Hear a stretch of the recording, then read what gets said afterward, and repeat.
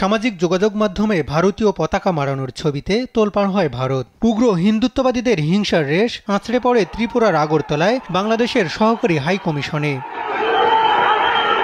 ভেঙে ফেলা হয় জাতীয় পতাকার স্ট্যান্ড, নিরাপত্তা দেয়াল। বিক্ষুব্ধদের হামলা থেকে বাদ যায়নি কর্মকর্তারাও।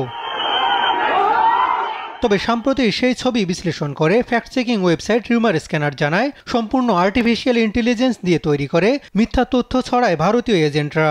আদতে এর কোনো অস্তিত্বই ছিল না। ভারতীয় মিডিয়ার এমন তথ্য সন্ত্রাস শক্ত হাতে মোকাবেলা করার তাগিদ দিয়েছেন বিশেষজ্ঞরা।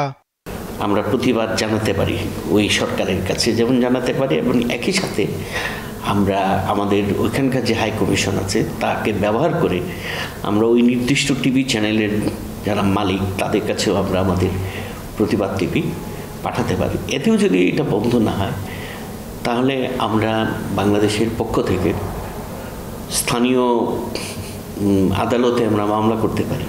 কেউ যদি আমার সার্বভৌমত্ব বা আমার আত্মমর্যাদা নিয়ে ক্ষতিগ্রস্ত করতে চায়, অবশ্যই আমরা তার প্রতিবাদ করব এবং শক্তভাবে তার প্রতিবাদ করব, যেটা আগের সময়ে ছিল না।